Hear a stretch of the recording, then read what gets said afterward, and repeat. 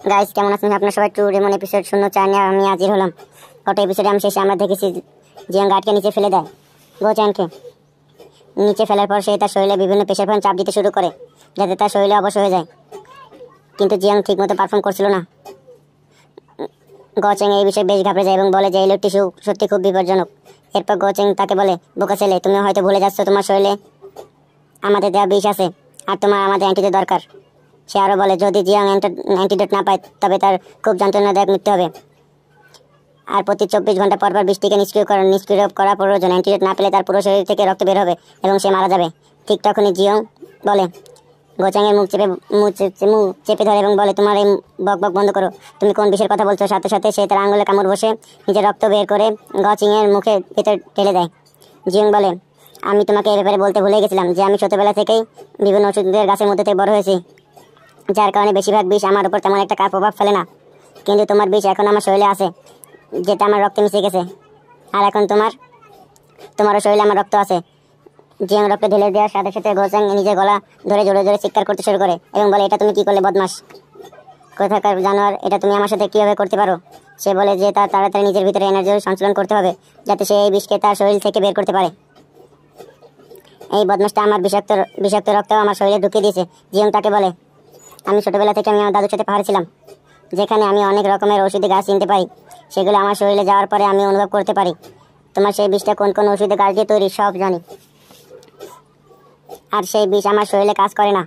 আর আমার এখানে তোমার নিউট্রালাইজারের দরকার নেই, কিন্তু আমার রক্ত যেটা আছে এটা অনেক স্পেশাল, আর এর ভেতরে যে বিষ আছে তার অ্যান্টিডোট শুধু যে সেটা যেটা আমি তোমাকে দিতে পারি।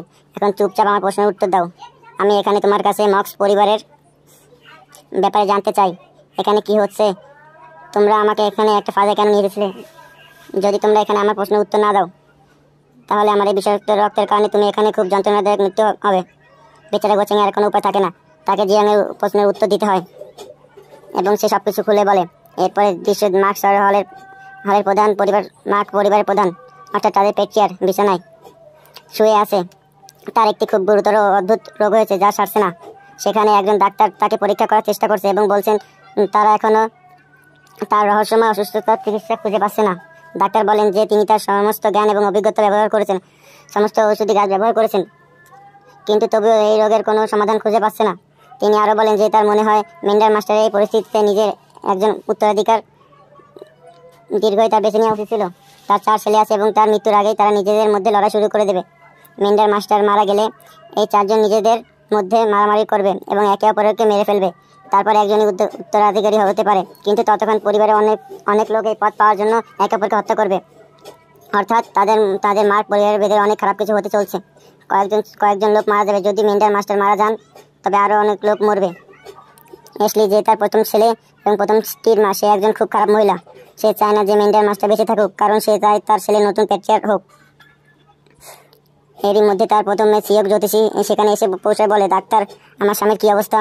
ডাক্তার সাথে সাথে তার সামনে মাথা নত করে সম্মান জানায়, কিন্তু লেসিউক তাকে বলে, আমি তোমাকে কি জিজ্ঞেস করছি, আমার স্বামীর কী অবস্থা? কোনো উন্নতি দেখা যাচ্ছে? ডাক্তার বলে যে না, তিনি যে যত চেষ্টাই করুক না কেন তার ওষুধ তার উপর কাজ করছে না এবং তিনি তাকে সুস্থ করতে পারছেন না। তখন লেডি সিউক বলে, তো এটা তো আমি আশাই করেছিলাম, এই কারণেই আমি আমার জন্য একজন সামানকে নিয়ে এসেছি। আমাদের কাছে এর বাইরে কোনো উপায় নেই। আমার মনে হয় তার শরীরে কোনো অশুভ আত্মা ভর করেছে, এই কারণে আমি আমার সাথে একজন সামানকে নিয়ে এসেছি। ডাক্তারদের কথা শুনে ডাক্তার, লেডি, আমি আপনাকে এর আগেও বলছি যে সামান তেমন কিছু হয় না। তখন গোচাং বলে, তুমি কোথায় যাচ্ছ? জিয়াং উত্তর দেয়, আমি আর কোথায় যাব? আমি সোজা প্রধান হলের দিকে যাচ্ছি, সেখানে গিয়ে আমি মেন্ডার মাস্টারের সাথে দেখা করব। জিয়াং ঘর থেকে বেরিয়ে আসে এবং গোচাংও তার পেছনে পেছনে যায়। জিয়াং গোচাংকে বলে, তো তোমার বলার মানে এটা যে তোমার মাস্টার কিম এখানে আমাকে ফাঁসানোর চেষ্টা করেছিল, অর্থাৎ সে তৃতীয় ইয়াং মাস্টারের সাথে ছিল। তার ফাঁদ আমাকে এখানে নিয়ে এলো, আর তারপর ফার্স্ট ইয়াং মাস্টার এবং দ্বিতীয় ইয়াং মাস্টার এই দুজনকে একই জায়গায় ভুল বুঝিয়ে দেওয়া হোক যাতে এখানে একটা মারামারি শুরু হয়ে যায়। আর তাদের দুজনের মধ্যে দ্বিতীয় ইয়াং মাস্টার আমাকে মেরে ফেলুক, আর দ্বিতীয় ইয়াং মাস্টার আমাকে মারার পর ফার্স্ট ইয়াং মাস্টার যে আছে তার উপরে অ্যাটাক করবে, আর first young master second young মাস্টারকে মেরে ফেলবে আর তারপর তারা আমাকে মেরে ফেলবে। তো এইভাবে এখানে এই পুরো প্ল্যানটা তোমরা সবাই সাজাইছো যে এখানে 3 জন ইয়াং মাস্টার যে আছে তারা ফাইট করবে ফাইট করে মরে যাবে। আর তারপর আসল যে ফার্স্ট ইয়াং মাস্টার যে মরে যাবে। থার্ড ইয়াং মাস্টার যে আমার আমার আমার বদলে আছে, আর তাদের কোনো অপশন বাঁচবে না। আর যে ফোর ইয়াং মাস্টার আছে সে একজন অবৈধ মায়ের সন্তান, এর কারণে সে কোনো প্যাটিয়ার হওয়ার অধিকার নেই।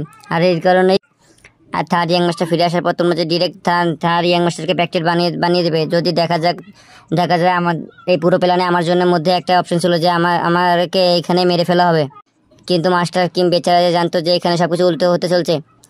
আমি এখানে তাদের একজনকে রাস্তা থেকে সরিয়ে দিয়েছি, তারপর এখন আমি এখানে আসি। তো কেননা আমি এখানে বাকি 3 জনকে সরিয়ে দিয়ে আর তারপর আমি এখানের প্যাকটিয়ার হয়ে যাই। গোচাং তাকে বলে যে ইয়াং মাস্টার আপনি এখানে মেনের মাস্টারের সাথে দেখা করার জন্য কেন যাচ্ছেন? তো জিয়ং তাকে বলে যে তোমার কি মনে হয় আমি যে এখানে তার সাথে দেখা করার জন্য কেন যাব না? আমার বেঁচে থাকার আর আমার মরার মেনার মাস্টারের বেঁচে থাকার মরার নির্ভর করে। কারণ যদি তারা এখানে মরে যায় ফাইটিং স্টার্ট হয়ে যাবে, যদি তারা সে বেঁচে থাকে এখানে ফাইটিং থেমে যাবে।